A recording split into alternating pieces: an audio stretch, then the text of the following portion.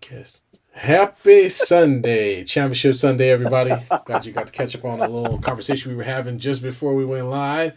But a great day of football, very important games today with some very unexpected turns of events, especially in the first game. But in any case, welcome to BNT. If this is your first time, go ahead and subscribe, like, hit the notification bell. We appreciate it.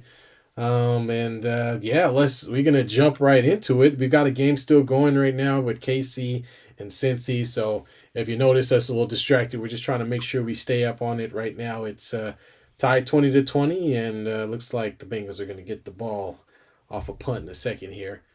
B, how you doing, man? Oh, I'm good, man. How are you doing Oh today? man, I'm doing good. Just housework and football, man. That's it. Housework. Like every Sunday Telling you, should folding be here. clothes and watching the game. That's what I did today. Pretty much.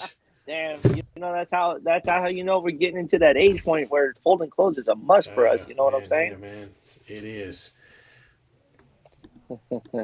So, Oh my God, why do I have LeBron in the back of my TV? I apologize, you see, everyone. no, he did Jesus that on purpose, Christ. folks. He wanted to point out the fact that it My was his bad. chance to call LeBron a crybaby, and he couldn't resist, so he decided to throw it Later, up real quick.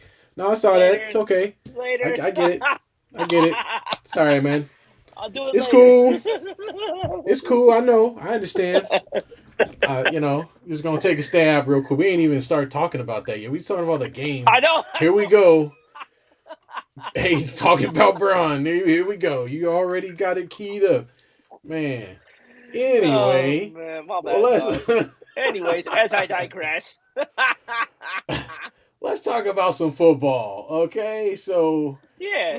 we got the first game, and I know this is gonna ruffle some feathers, but it didn't go as planned at all, and I was very disappointed with the way this game turned out because of the injury to Brock Purdy. Obviously, I expected a better game between Philly and the Niners with the number one and number one offense against the number one defense and all that, and well, it kind of turned into a dud. Unfortunately, Purdy was injured early in the game. And it's not like it was a fluke or anything. You have to give Philly credit. They caused the injury by getting to him and hitting him on the sack. And yeah, from there it was kind of like, well, who's going to play next? And out comes Josh Johnson, and we know how that went. He got hit by, I think, was it the Dominican Sue or somebody, and hit his head on the turf, and now he's concussed. And at that point, I think the entire world was wondering, what the hell do we do now? Who? What do we do? It, Jesus, man, that was bad.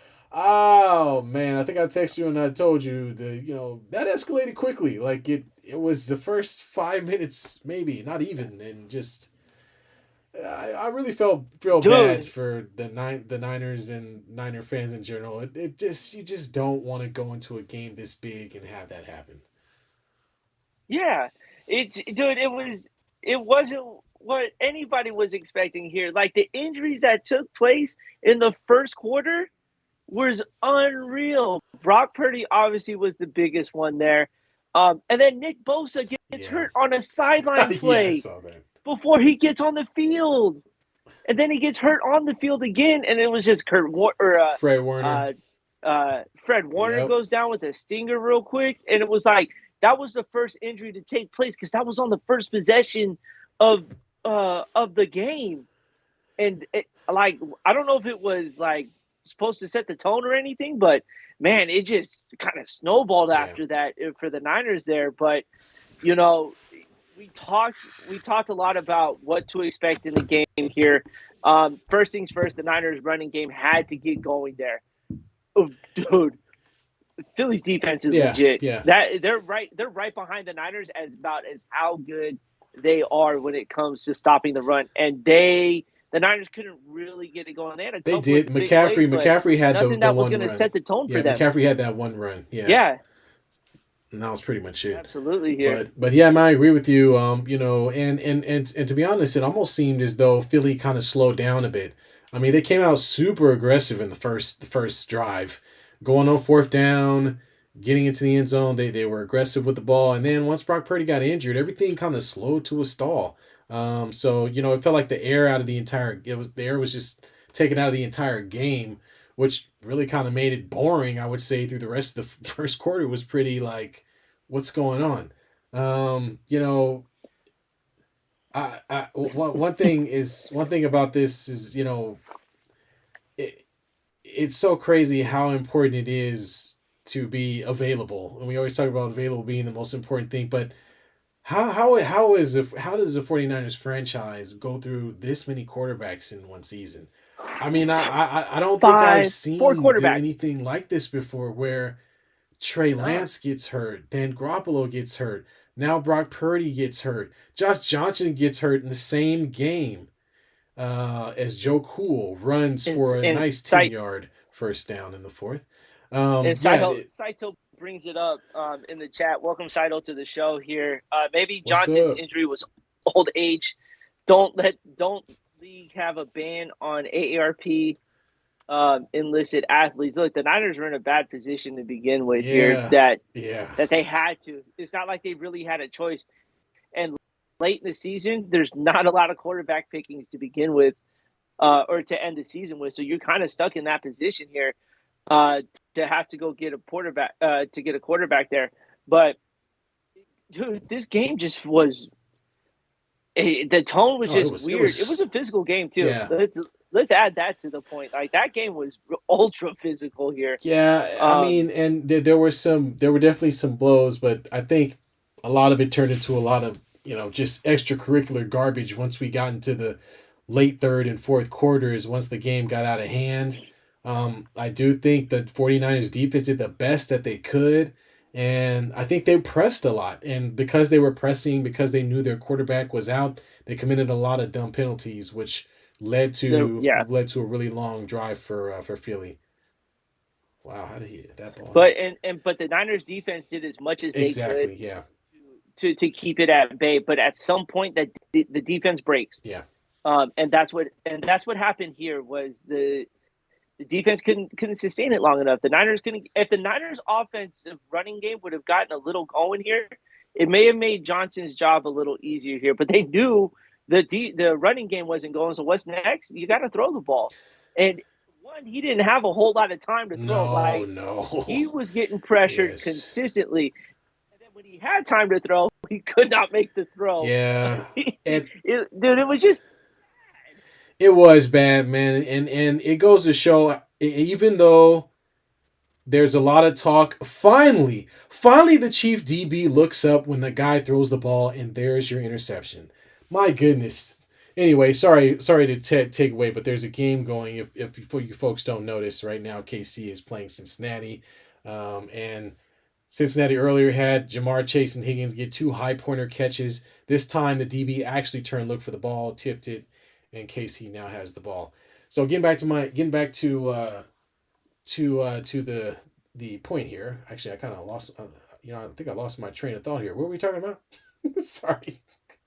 so let me go ahead and pick the conversation back up here. I'm So trying to watch this it, game at the same time. This is driving me crazy. This is a close game right now. Go the, ahead. so just to kind of outline the events that took place in the game, obviously want to take away 7 points from the Eagles because Devontae Smith. They talk about guys who were high pointing the ball, made a heck of a That was a catch, great catch. but the ball hit the ground. The problem was though the Niners could not challenge it because the Eagles got to the line quick enough, and there weren't enough replay reviews for the Niners video team to get the challenge flag thrown. And then when they finally show the one camera angle of him dropping the ball, it's way too late at that point there. And so even minus the 7 points there, the Niners offense just could not generate anything kind of going there. Yeah. And I think that's what really hurt them the most was just they could not establish anything to get going with. They could not respond until late with the Christian McCaffrey touchdown. But the defense just was relying too heavily on stopping it, and then it kind of just came to a shell shock. So Yeah. Taj, I got a question. I got a question for you here. With the Eagles kind of doing what they did on the field, do you think this outcome changes with Brock Purdy on the field? Yeah, yeah. I mean, I don't know about the full outcome, but I think it's a much better game.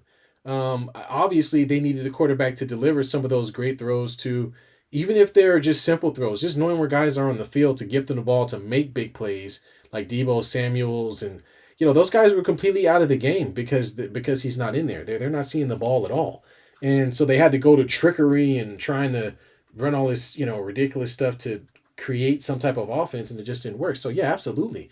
If Brock Purdy plays the majority of this game, I'm not saying that necessarily means that the Niners win, but it does make it a much more interesting contest because what I saw, I almost fell asleep on the first like half, and it wasn't until the end of the first half that Philly gets two scores at the end, and then at that point it's like, yeah, well, this thing's probably over. So yeah, absolutely. I think Brock Purdy. I'm not saying I don't know if they would have won the game, but I think it definitely would have made it for a much more competitive contest. Yeah, and what kind of hurts me the most is, obviously we all have our opinion on the game, but you've got fans out there questioning a man's uh, want to get out there. And I'm not saying everyone did it, but the chatter was there. The fact of the matter is, this was his throwing arm, and if he can't get a pass going, what's the point of getting out there? Because he's got to throw the ball. Yeah, Because all the Eagles ended up doing was stacking the box. yeah, Because Josh Johnson couldn't throw the ball. They were blitzing. He, like I said, he didn't have time. And then when he had the time, he couldn't hit water if he fell out of that boat that he was sitting in. So you can't sit there and question Brock Purdy's toughness with an injury that significant to his elbow there. I think they were comparing it to like a loose string on a guitar in his elbow. yeah. But And every time I'm sure when you're throwing the ball, it does not feel comfortable. And then the way he was throwing it when he came in, dude, he was like, yeah, I mean, he's I don't short-arming it, even man. He know. can't throw it. First off, I don't even know why we would have to explain that. I mean, we all saw what happened. We all saw the hit. And the fact that whenever a guy gets hit with his arm going back like that, I mean, come on now. Do you really think he just don't want to go out there? He's not tough enough. You must be. Are you joking? I mean, basically, it's like getting hit in the arm in the elbow with a bat, and then having to try to pick up and go back out and throw the ball. He probably couldn't even feel the end of his fingers.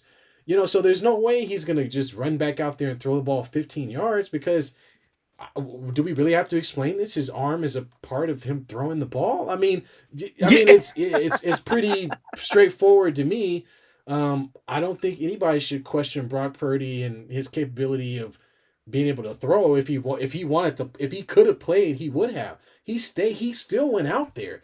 I don't. How could you even say that when the guy went out there and still played? Like he was on the field, folks, through most of the second half. He just couldn't throw the ball. So I mean, I don't know. Yep. That's an interesting, very interesting argument. But You know, it's silly, very silly. and as we were watching the game, I was watching the game with my family. We were trying to figure out who was going to quarterback, Oh, and their next oh available, man, they had three options.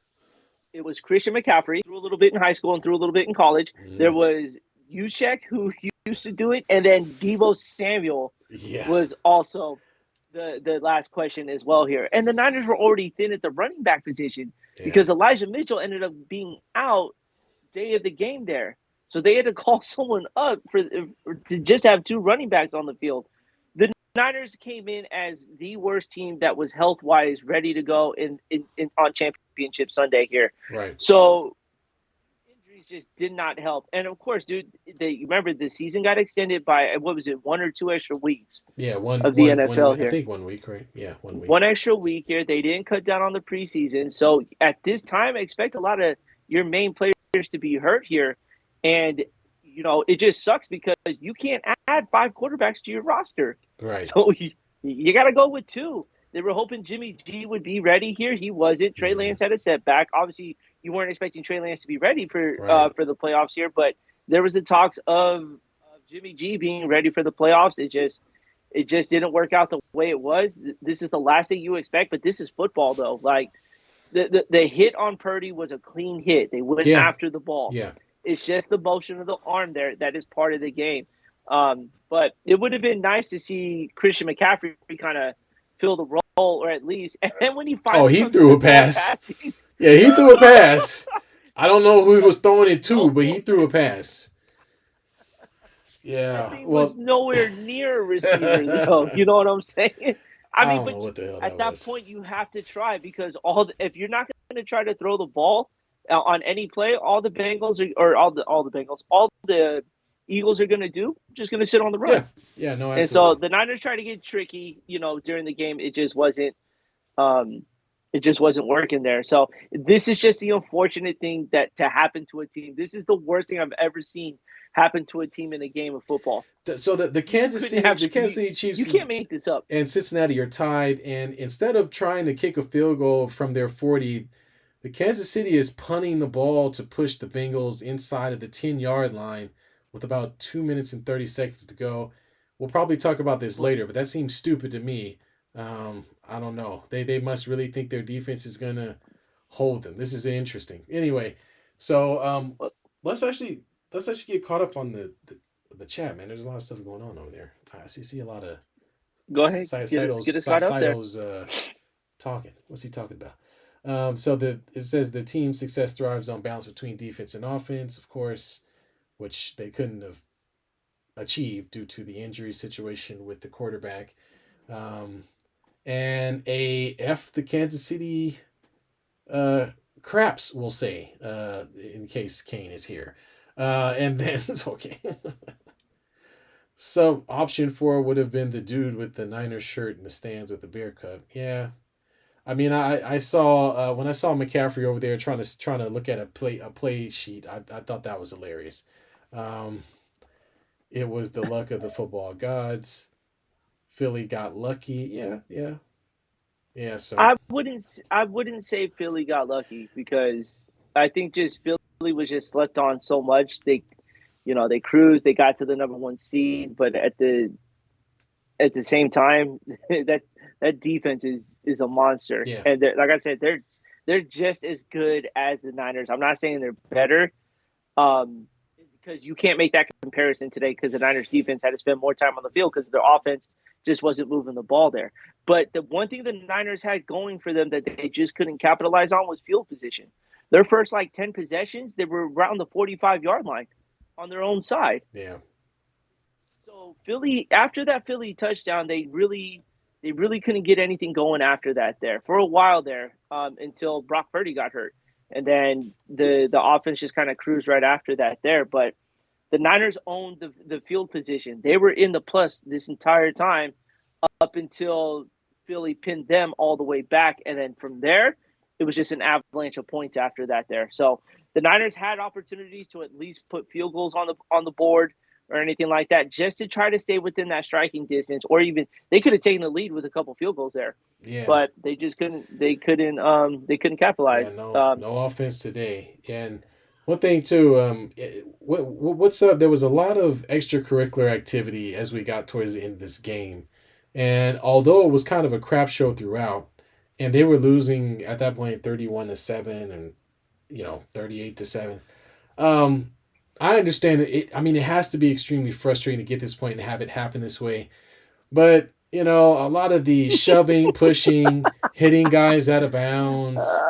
I Oh mean, man. I don't. It wasn't a good look. It just wasn't a good look. They really looked like sore losers, and I get it. You're angry. You have every right to be angry, but you have to kind of find a different way to finish a game other than that. I mean, all of the 49ers bench came running out on the field at one point. And Yeah. Philly didn't have the same response because, well, their coach probably told him you have another game to play, so you can't get suspended.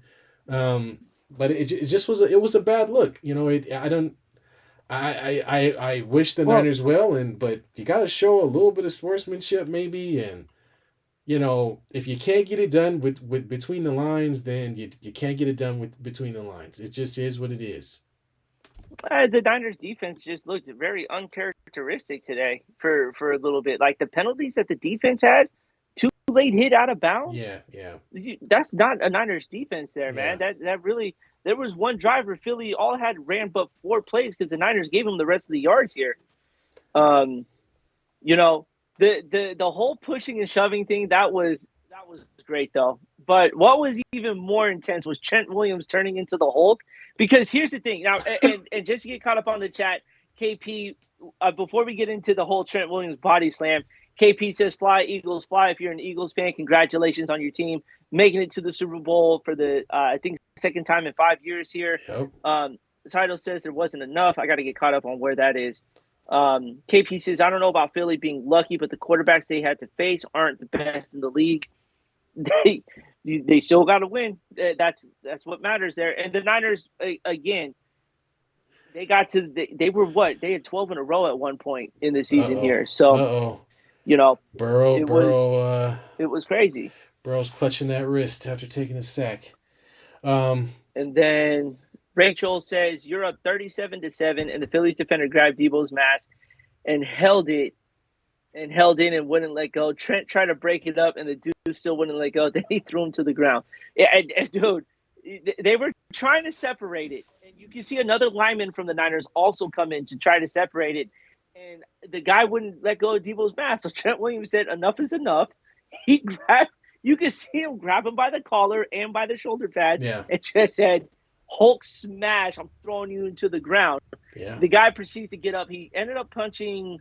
I don't think he punched Trent Williams. Nobody punches Trent Williams. I think he punched number 65 or anything like that, and then all chaos assumed there. Is it a bad look for the Niners? Absolutely there. But they still need to stick up for their teammates in regards to that there. No one wants to – things are going to get intense in a championship game. That's always going to happen. But the Niners, honestly, they had nothing to lose. The game was over. Yeah, true enough. Williams said, I've had enough of this," and wanted to get to the showers ahead of everyone else there. So, Yeah, it's the game. I don't blame them, but at the same time, it was just like like you said, you just got to be cool a little about that. Let's see here. KP says things are lining up for Philadelphia. I we got mean, a Kate, we got a Philly fan ready for action. I think so here. Oh, And then Rachel comes in. I admit the Niners play like sore losers. I do admit the Niners play like sore losers toward the end, sure. But Philly players weren't innocent in any of that. No, nobody's innocent when something like that happens because now everyone wants a piece of somebody. So, yeah, you absolutely, know, absolutely. Yeah, man. Well, I mean, again, it's kind of tough sledding, and let's see what else we got. Saito in with the referee could not see that he was kissing Roger. wait, what? Where are you You seeing do. this? You don't see that at the bottom? It's right below Rachel's. No, it says a push and a shove. No Oh, big there's one deal. in between there. No one got spiked in the nuts. Come on. When did that happen? But let's talk about We got was this season. Let's talk about let's end with the Niners season here because obviously Philly's got one extra game that we'll talk about next week. But the was in your mind, Taj? I'll let you answer first. Was this or more of a success season for the Niners, given everything that had to happen for them? Yeah, I mean, anytime you make it to the championship game, it's going to be a successful team, a successful season. I mean, there are a lot of teams on the outside looking in. So when you're the last two remaining in the NFC, yeah, you got to say it's a successful season. Now, I will say it didn't end the way you wanted to, because of injury, and that kind of puts a sour taste in your mouth about the season at the end. But overall, given the circumstances that the Niners faced, the fact that they lost two quarterbacks, and ended up with Brock Purdy, Mm-hmm. and him actually taking over the reins and engineering wins, I mean, you got to say, yeah, it's a successful season. Now, of course, I'm a Laker fan, so I get it. You know, championship or bust is always Oh the my God. idea. So I understand as if as a fan, it's going to be hard to see this season as being a success right now. So it's going to feel like, yeah, they were robbed of the opportunity to play, because of an injury, which feels like a fluke. So yeah, I mean, I totally get that, but no, I think this was a successful season for the Niners. I got to go successful as well here.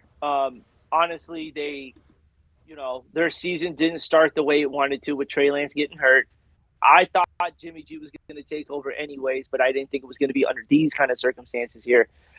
Jimmy G comes in and then he gets hurt. And then now Brock Purdy emerges as the potential favorite going into training camp next season here as the quarterback here. So, given everything that they had to maneuver to win 12 straight games, go through two quarterbacks in between that process, and still make it to the NFC Championship game, I think really speaks volume. I think to Kyle Shanahan as a coach here for how he managed all of that there. So that's going to lead us. Well, before we get into that, I'm really Saito is really making me really think about his comments here. Flip the page. Do y'all think Philly would have been lucky to win had Hurst left the game bash? I don't think we've all seen Philly play when Jalen Hurts isn't in there. They're not good. I don't think they win. I think the Niners would have pulled that one off um, without him. Yeah, I guess I don't follow. I mean, what if you lose your starting quarterback, no Yeah. matter who you are at this stage in the game? We could say that for all the teams remaining in the playoffs. If you lose your quarterback, then you're probably going to lose. Yeah. Well, and let's lead to the Niner quarterback situation. So this is gonna last this past off season prior to the season, it was Jimmy G or Trey Lance. And now they've got three quarterbacks to figure out who they want to start. One being a free agent in Jimmy G. So Taj, we've talked about it for a while, but I bring this question to you: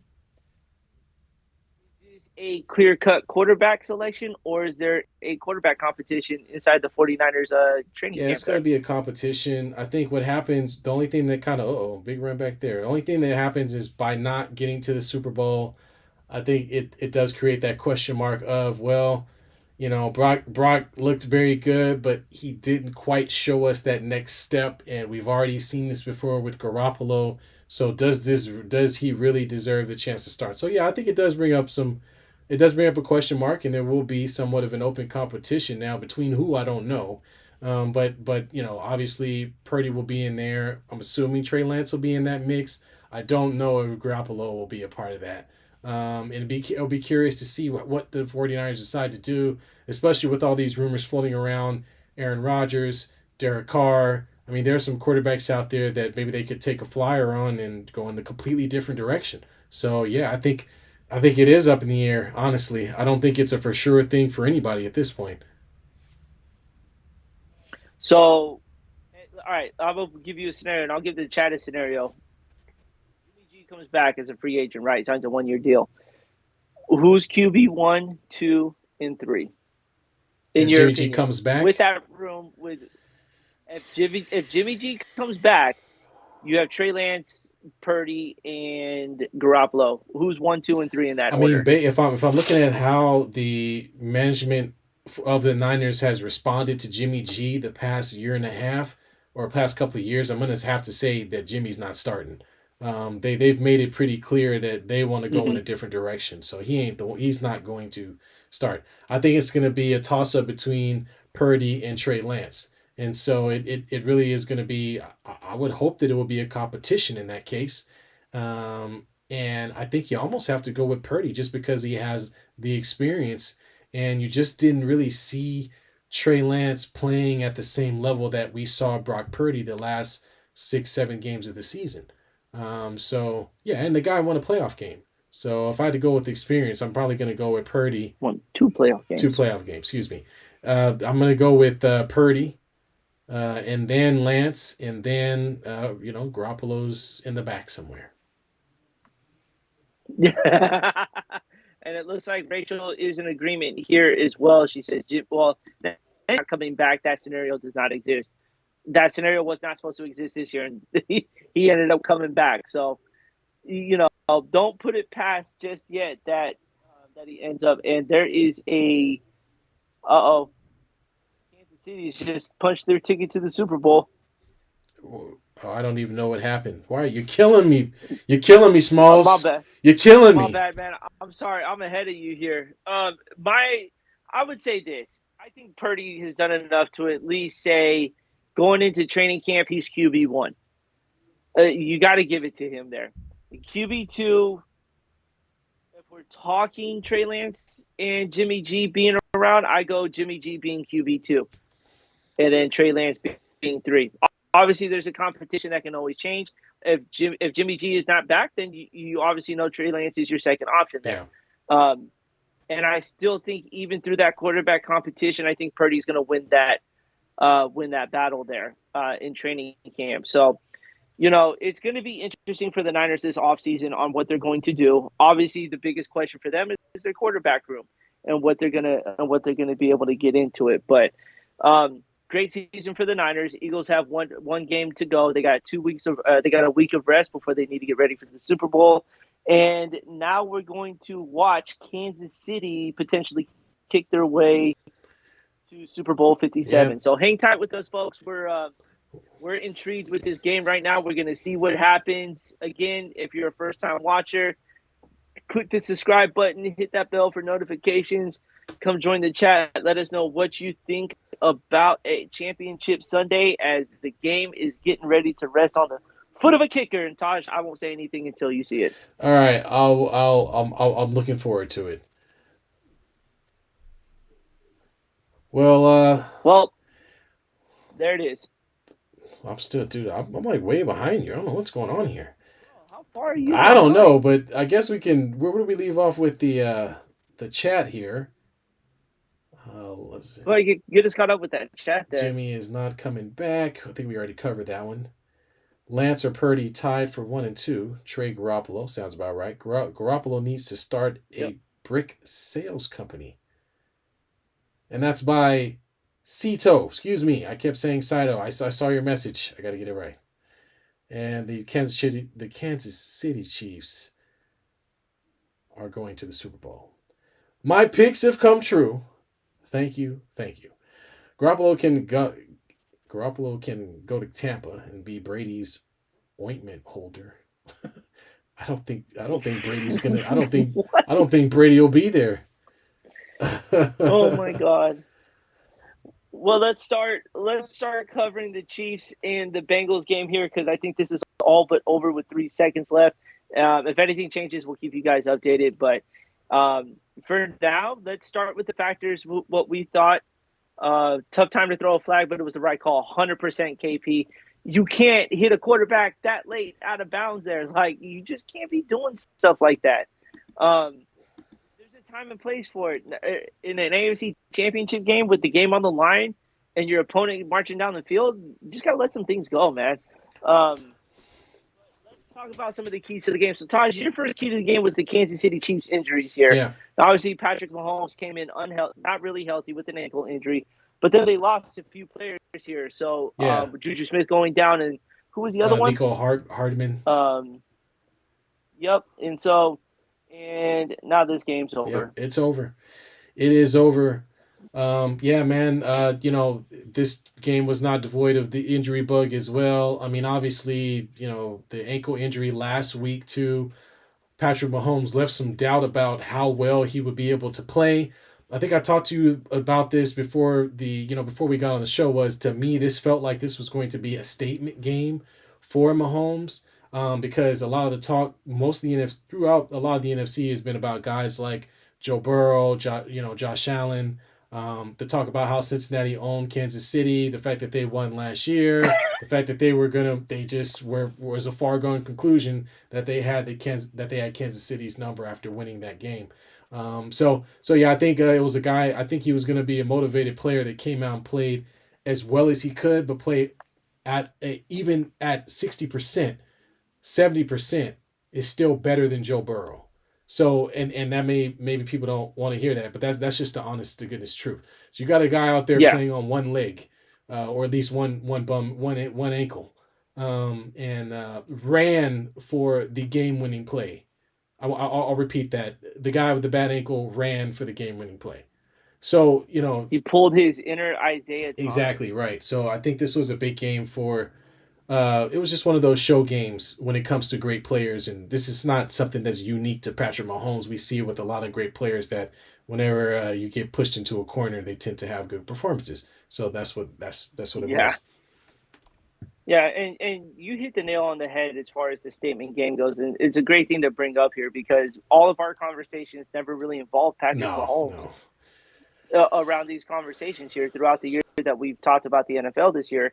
None of it involved Patrick Mahomes, and a quarterback. He took it personally here, and he deep down had another great season here, maybe better than years past here. And for this is what his third trip to the Super Bowl in 5 years. yeah, yeah. This will be the third one. I think so. Three trips to the Super Bowl in 5 years, Yeah, yeah. I think you got it. and no one really talks about it. Yeah, No one really talks about it. So kudos to Patrick Mahomes. And yes, with an ankle injury, it's a little easier to handle compared to an arm injury. So yeah, let's yeah. put Let's that put out that there out there. before He's anyone not else throwing with talks his feet, about it. folks. Um, I mean, the way he throws the ball, sometimes you never know here. Yeah, Um, so it's just it's a savvy move. Playing it with a hurt ankle in cold weather in a physical game like you get here is not easy, and he came out on top here for that. KP getting us kind of set up here. The fighting Andy Reid's versus the Eagles in the Super Bowl. Talk about a storyline for Andy yeah. Reid to play against his former team in the Super Bowl to win it all. That's going to be unreal. And I still don't feel like Philly appreciates what Andy Reid did there to kind of foreshadow next week's conversation here. Yeah. Um, what was I got to ask you this, Taj?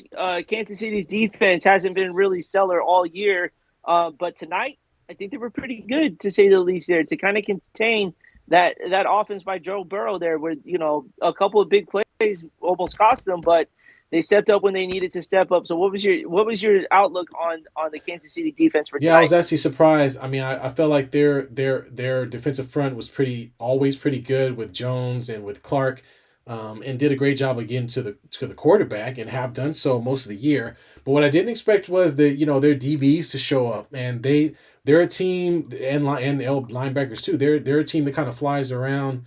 They did a good job of staying on top of the ball and getting guys to the ground. Mm-hmm. They did a great job today of creating a couple of interceptions off of Joe Burrow. So they got two picks, and there were a couple plays with Higgins and got it right, Jamar Chase where they high pointed a couple balls, and the DBs toward the now once we got into, I believe it was towards the end of the third quarter, the same play came Yeah. about and the DB actually turned around, got his hands up and tipped the ball so his teammate could pick it off. So yeah, I mean they put so much pressure on the quarterback that made it really difficult for Burrow. Burrow had a couple of good running plays where he got outside the pocket and ran for a couple of first downs. So he did as much as he could, I think. But it's just there was just too much pressure, man. So I was very surprised that they were able to be consistent with pressure. But then they also kept the lid on the field. Jamar Chase didn't run all over him, and they kept it respectable. So yeah, I was pleasantly surprised. I didn't. There was a lot of bend but don't break Correct. with the Chiefs defense Correct. today Yeah. because there were a lot of big plays that that hit them, but they didn't allow it to kind of go any further Right. than a couple field goals and a touchdown here because we've all seen big plays take place and the next what happens after that we're getting a touchdown Right. from that play there. Right. So kudos to their defense, I would say as well for kind of just allowing the pressure to build, but not allowing it to break them where they were, falling behind in this game here because they never trailed. They were tied, but they never trailed in the game there. And Cincinnati had every opportunity to take a lead in this game here, especially towards the end as well. We've seen this story before. You cannot give Patrick Mahomes any time Yeah. to come Yeah. back. You can't even give him 30 seconds to And say that's the what they least here because had. he can get a team down the field.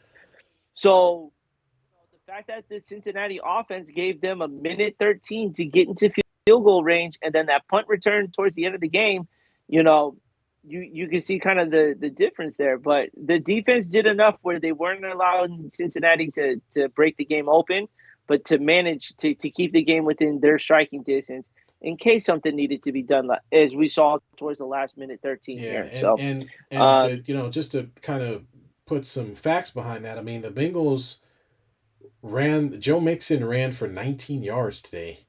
I mean, yeah, their backup quarter running back Perrine ran for 22 yards. Joe Burrow was the leading rusher on their team. Just to give you an idea of how well the defense played, they really bottled them up.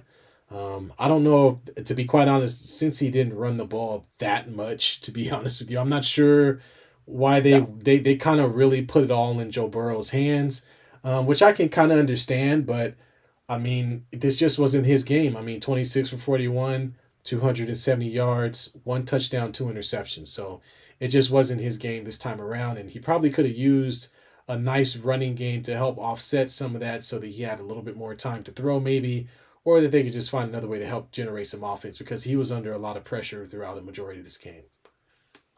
Well, he's always under a lot of pressure because they don't have an offensive line to say to protect him, to say the least. But um, with a lot of chatter about it being Burrowhead, and then Cincinnati mayors coming out saying that Patrick Mahomes needs to take a test to make sure that Joe Burrow's not his dad. All that conversation puts a little extra pressure on your team and hypes up the other team a little more there. Next time, just shut up, man. um, Don't give him just stay billboard quiet. material, man. Because now, I mean, you look now when you put up the numbers, you feel stupid. I mean, Pat Mahomes goes 29 for 43, 326 yards and two touchdowns. So now it's like, I mean, it wasn't there, and I don't know what they thought was gonna happen. I know that the game, I think they were resting a lot of their laurels on what happened last year, and what happened maybe earlier in the season, but you got to play each game at a time, and maybe they got a little bit ahead of themselves. Yep, I would say so. Let's keep kind of with the chat here. I got my boy Ivan. Welcome to the What's chat, up, Ivan. I Ivan? don't know if you're at work, but I hope you are having a good night, my brother. Tom Brady's going to start for the Niners next season, Oh but let's man, let's not eliminate that factor just yet. And then Nick says, "What's up, fam? Good to see what's you, going Nick. on? What's Absolutely, happening? my brother." Um, so with that being said, are you happy with this year's Super Bowl matchup? You Yeah, I have the picked this. Eagles and the Chiefs. Yeah, I picked You this picked Super it. Bowl. Yeah, so You yes, I did am pick it. happy. Yes, I'm very happy. Yeah, yes. No, this is who I picked to go. So yeah, I'm happy, and my champion who I picked was the Chiefs. So we'll see if they can actually get the job done. I mean, Philly is not going to be a walk in the park. They did a great job getting to the quarterback and Mahomes being on one leg, and there's some factors here. But I'm still sticking with my original pick, which is the Chiefs to win the Super Bowl.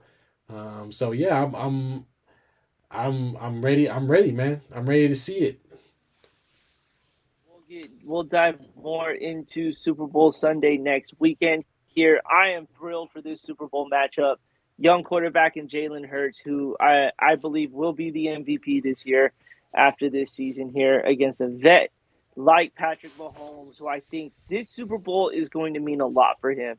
The fact that the last time he was there, he lost to Tom Brady, where you got to start thinking about Patrick Mahomes kind of starting to kind of elevate into that Tom Brady Super Bowl appearance here because this is his third one, and the Yeah, dude's only what 25. yeah. He's got to win them though. You know what I mean? That's the I difference. mean, He's got to he does, get more hardware.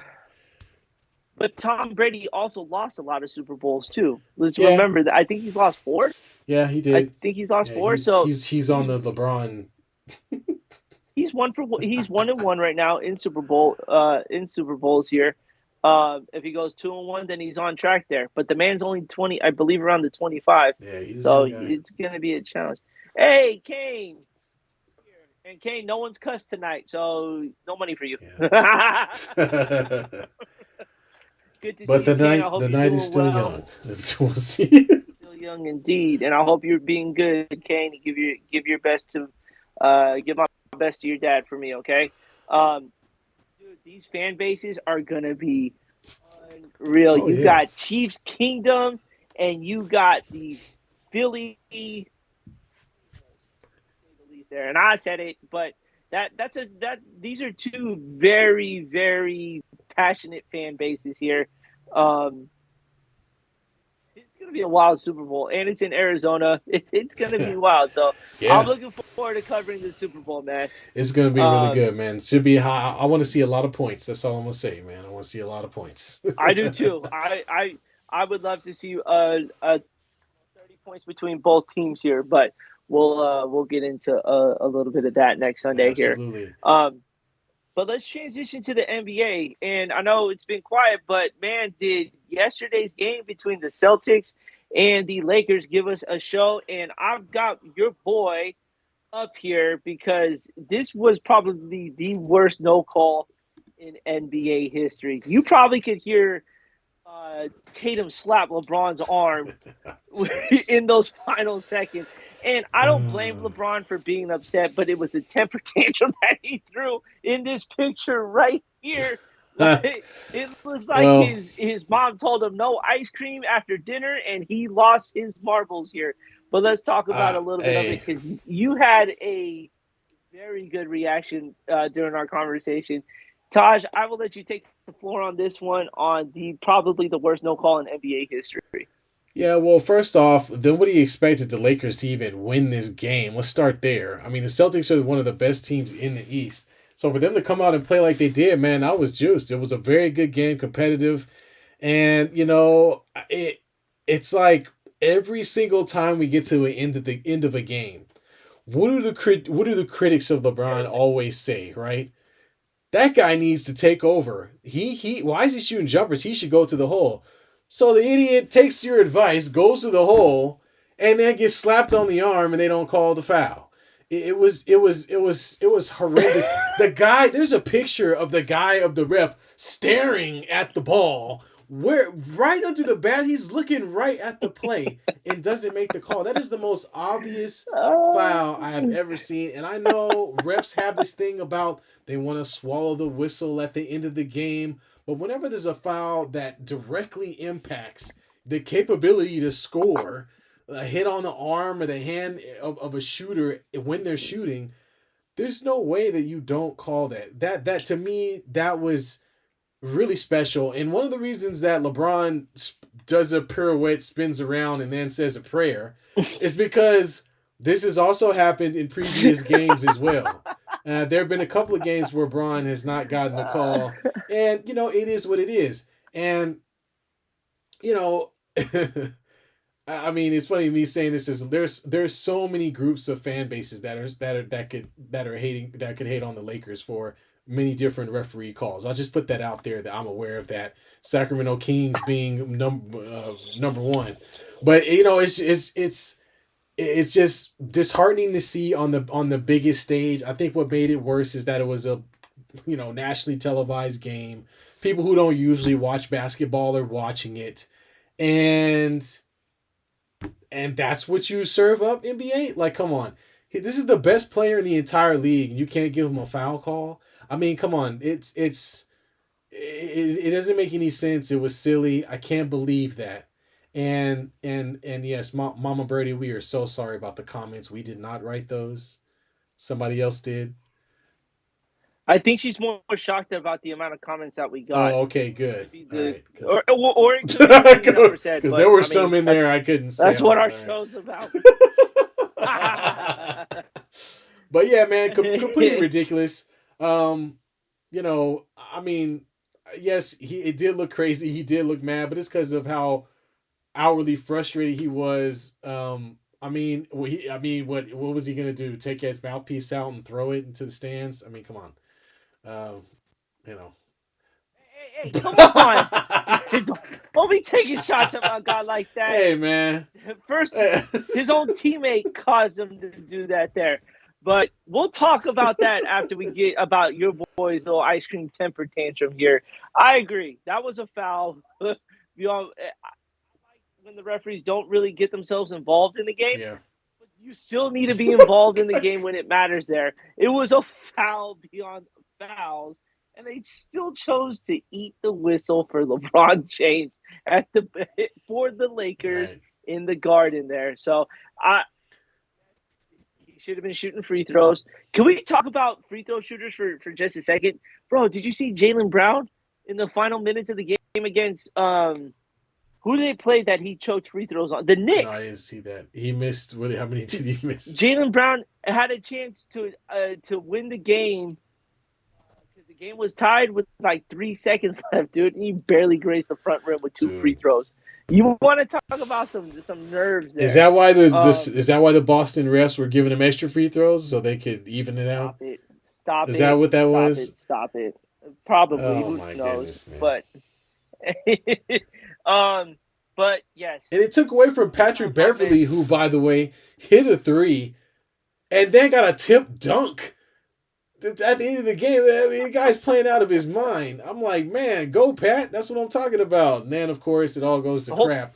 And it's just, it would have been a great win for the Lakers, obviously. And it turned out to be more of a conversation about the refs than anything else. LeBron outplayed both Jaylen Brown and Tatum with 41, 9, and 6. And instead, we got to sit here and talk about this is a 40-year-old man, people. Well, not quite 40. He's 30. What is he, 38, 39? 38. Out there playing against 20-year-olds, dropping 41. I mean, that don't happen ever. He's making it look like rec night at the YMCA right now. That's crazy, man. That's crazy, man. I didn't get a chance to post the picture of this, but obviously Jordan Poole has been showing people why Draymond had to punch him at practice because of the stuff that he is doing on the court. Not so much off the court, but just the laziness with the ball, the way the ball's so far out forward when he dribbles it. I think you or I can have a swipe at it. You know, his attitude on the court, you know, when there's a foul call, the smirks on his face and everything. And then during the game against Memphis, the Warriors were trying to bleed the clock out and manage the time. And for some reason, Jordan Poole found himself triggered happy like Denzel Washington in Training Day and shot the ball with all this time on the clock. And I've never seen Curry get so frustrated, threw his mouthpiece into the stands, found himself getting ejected, and it had nothing to do with the other team. It had to do with his own teammate. Jordan Poole ends up hitting the game winner underneath the basket. Great play call, by the way, here. And then proceeds down the tunnel and mimics Steph Curry and throws his mouthpiece against the window. I'm trying to stay positive with Jordan Poole, but when you have 140 million and you're doing stuff like this, you're going to get criticized very hard here. And the fact that you kind of making a joking matter of it, the Warriors aren't in a joking matter right now because they're fighting for a play-in spot right now. Let's just be straight up with that right now. They're not exceeding what the expectations by any means were for this team. So they're trying to get this turned around here. And in this past game against the Raptors, he was nowhere near the court with the final 6 minutes of the game.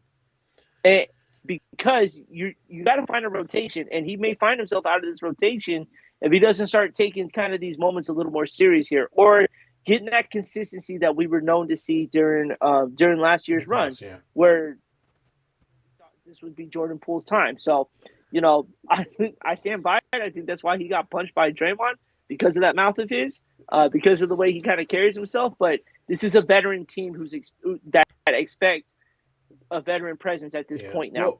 So, you know, I can see that happening. Well, first off, he's got to stop dribbling the ball like he's got Twizzlers for arms. Can we start with that? The guy's got his. You called him something. Yeah, earlier. I say every time I see him play, I think of Gumby, because he's just like his arms are like, you know, they're way out here, and it's like, dude, any good ball player or guard you've seen dribble the ball, think of Kyrie Irving. Think of Steph. Their dribble is tight. That means that when they cross the ball, they're not doing the 1996 Allen Iverson crossover. The ball is within their shoulders, damn near. So this guy, when he's out there trying to cross somebody over, his arms are fully extended. I mean, he crosses the ball's way over here, and he loses his dribble for a minute. It looks so terrible, and he's got one good move. But after that one move, he tries to do something else, and then that's when it goes to crap. And I think Poole has to, he needs a good coach like Phil Handy who can help him with his dribble because his dribble is all over the place, man. He's all over the place with his handles, and he's got to tighten that up. He's got a good guy to teach him. Who? Well, Curry. Steph Curry's Curry's not a sitting in that coach. locker room. You saw what Curry did in response to his shot. He didn't go, "Hey, young man, you need to think about your shot selection." He took his mouthpiece off and fired it. So he's not a coach. All right, and he should have fired it at him. So no, Steph's responsibility is not to teach him to dribble. Okay, He and should have slapped him yeah, across the head. he That should would have have went been over funny to as him hell and on the said, "You're court. an idiot." He should have gave him the J.R. Smith treatment, and just stared at him really hard, pointing at the rim like, "What are you doing?" And I hope and for Jordan Poole to get that last shot and then see Curry in the tunnel and they kind of dap it up after he throws it. I don't like that, man. I like my player. No, I I like don't. my leaders harsh, and I would have much rather have seen Curry look at him and go, "Look, dude, you got the glass game winning shot, but we probably wouldn't have been in that circumstance in the first place if you hadn't jacked up some stupid shot towards the end of the game." Like I'm a one. Yup. I'm Steph Curry, the leader of the team. If you see me on the court, give me the ball. I'll let you know. Like, sometimes you have to do that. And I know not everybody's down with the alpha male type thing. But look, check this out. When Kobe was on the floor, you saw a lot of this. A lot of this. Anybody else know what this means? No, you don't. You need to watch more basketball. It means break the triangle. That when Phil Jackson was one of the best coaches in the entire NBA and will be a Hall of Famer, but his best player was out there on the court going, "F your offense, give me the ball." That's what you have to do whenever you're the best player on the team. So I think Curry's a great guy, and kudos to him for being as nice as he is. But instead of throwing your mouthpiece, next time go and throw him. Tell him, "Hey man, give Go give throw. give Go do it. exactly wham, give me the ball, give me the ball, and demand the ball." And again, we're in the nice league now where players don't do that much anymore, but there are going to be circumstances where your best players really have to open their mouth and say, "Look, dude, enough's enough. I'll take it from here." But Curry's also the guy who's going to get his teammates involved too when it comes down to crunch time because he knows when the defense is coming after him. So Yeah. Jordan Poole may find himself even more open than ever in a crunch situation like that. But you're never going to know unless your best player has the ball during that time. So, for him to say making it rain from three and then absolutely miss it, no wonder why Curry was mad at your ass. Yeah, man. um, It's funny. let's transition to our last topic here, and that is the All-Star Game starters have been announced here for us. In the East, you have Giannis as the captain, Kevin Durant, Kyrie Irving. So two Brooklyn Nets, unfortunately, made it to the starting roster, Man. with Donovan Mitchell getting the start in Cleveland as well as Jason Tatum for Boston. Taj, real quickly, in the East, does that look correct as far as Yeah, I starters think go? that's good. I mean, somebody's going to fill in for Durant. He probably won't even play. So, I Yeah. mean, they're probably going to have somebody else start. But yeah, I think so. I mean, Giannis has played very well. Tatum has been a burgeoning star that is finally kind of walking into those shoes. Celtics have been the best team all season in the NBA, really. Yeah. And you can't question Durant. Kyrie, I don't think there's another guard in the East I could put on a pedestal and say they're better than Kyrie at anything. And it's good to see some new blood Yeah. in Donovan Mitchell up there. I'm surprised. I can't think of another Eastern guard that might have been able to take that place at this moment, but yeah, probably not because Jimmy Butler's had a down year. I'm just gonna give it to Donovan and say he deserves that. He's the man. So yeah, I I don't have think a problem so. with that. Yeah, Donovan Mitchell has kept Cleveland into a pretty good playoff Yeah. position as well here. So, kudos to him for getting the nod in the All Star game for the East. Everyone else is pretty lined up correctly here. I do agree to that. But there's some interesting ones in the West here Interesting behind me. one. You got Interesting one. one, I should Yes. say. Yes. Okay, so LeBron will be your captain for the West, rightfully so. Curry, Luca, the Joker, Zion Williams is the starter in the All-Star game. Zion, huh? He missed 20 games this year already, folks, and he found his Yeah, way boy. as a starter. Let me ask you this. I think me and you both agree this is a, I mean, it's a fan choice, so it is what it is. But other players who deserve an all-star spot instead of I Zion here. mean, I'd have to look it over, but I think the problem I have with Zion is what you mentioned earlier, which is the availability factor, and the guy doesn't play very many games. I don't know what his stats are on the season, but the Pelicans have done just fine without him. I don't know if They were doing just great. I yeah, I mean, they've don't kind of think. tapered off for a little bit, but Yeah, that's true. That's true. But I don't know. Does Zion deserve a start? I mean, I don't know, man. I just I don't see him as being that dominant, game changing guy. And it really he's a freak athletically, but um, he's not taking over a game. And looking at most of his teammates, um, I could almost argue that um, your boy with the Kings, maybe Sabonis deserved a nod. oh, You know, Sabonis absolutely deserves that because one, he is playing on one of the best teams in the West, I know it's surprisingly, painful to say as a yeah, Laker fan, it's a surprise, but yeah, they are still maintaining it. I think Sabonis could have earned that top spot to replace Zion there yeah. uh, in the All Star game. But who knows? Maybe Zion gets hurt again. Maybe puts on 40 pounds from eating again. Who knows? And then I think Sabonis will end up in there. So what's going to be really interesting, which is going to be a great topic for us to discuss next week, is once the reserves are announced. This is the biggest debate when it comes to the NBA All Star team, the snubs who are left out. The amount of talent that is in the NBA, unfortunately, not everyone can play in the All Star game. So there is some talent that is left out, but that's what you get when you leave it to the fans for voting here. So Right. that's taking place this week. I think they announced the reserve, so this will be something that we can definitely talk about going forward here.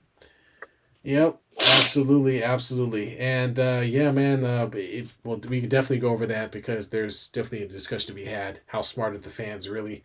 And so we could definitely cover that. And of course, the Super Bowl, which is going to be a huge topic. I probably won't be watching much of the Yep. flag football game next. uh, Yep. did you the They Pro might as well Bowl? just not have a Pro Bowl game. The Pro Bowl They flag might as well football. not You have a Pro saw Bowl that? game. What's the point? Okay. I think the only funny thing out of this, I think the only good thing coming out of this is that you have both Manning brothers as the head Yeah. coaches for the Yeah. flag We get to football game. listen to them talk. Yeah. So I think that's, oh my God. Their reactions, dude. Even the reactions when the field goal kicker missed one Oh field yeah. goal. Yeah. Peyton Manning had to get up and You leave. could tell. You could tell. You could tell how Peyton was when he was a player. That guy would have never seen the field again. He yelled at Jeff Saturday. Yeah. Remember that? Yeah. That was his leader. That was the offensive line leader too. Yeah. So I don't know, Chad. If you got anything else for us, this is the overtime to do it here. We've kind of covered what we needed to cover to get ready for next Sunday and for Super Bowl Sunday in 2 weeks. How do you feel about Rihanna doing the halftime show? Well, it's her first performance since having her baby, so I think it should be interesting. I love to Mm-hmm. hear all of these older Caucasian men talk about Rihanna. It makes me giggle. Um, every time I hear Phil Sims or Boomer Esiason and Oh my Rihanna, God. it's like okay. Oh, but anyway, but yeah, no, I guess it's cool, man. I gotta be honest with you. I haven't listened to a Rihanna song in in years, so I don't know exactly what she's going to sing. But it should be interesting. I don't think anything tops the one last year. It was in L.A. It was Snoop Dogg, Eminem, 50 Cent hanging upside down like a stuffed sausage. Kendrick Like a Lamar. stuffed sausage. That I mean that was legit. That was legit. So I don't know if I don't think Rihanna by herself is going to top that. Yeah. I don't know. I look forward to obviously the big thing, which is the The commercials. I'm a commercials. There commercial you go. guy. I Yeah. love the Yeah. commercials here. I don't know. I this is probably a kind of a neutral choice because you kind of get a bit of the younger and kind of a little bit of the older audience here. Yeah. The only thing is Rihanna's got a hard time really keeping her clothes on, to say the least. There, so We don't want a it'd be interesting to Janet see how Jackson that repeat. goes down. We don't need a Janet Jackson episode. Yeah. Um, Bertha Lay says, "Good show, boys. Mama signing out. Thank you, Mom, for tuning in here." But other than that, I think, oh my God, I'm getting a FaceTime right now from a friend. Jesus, what a terrible timing for this right now. My bad, y'all. I B gotta gets phased hit my out. boy up later. But There he is again. yeah, I think this is it, T. Good show this week. Oh man, look at that. My Skype page went away. All right. um, That but sounds hey like man, it's about I time to think say that's good it. night. All Yes, right, y'all. sir. I Well, think so. thanks for joining us. It was a great weekend of games. Looking forward to the Super Bowl and some good basketball on next weekend, hopefully. Again, if you're listening to us for Yeah. the first time, like, subscribe, hit the notifications button, tell a friend. You know what to do. All right. Until next time, B. Have a good one, everyone. All right. Late.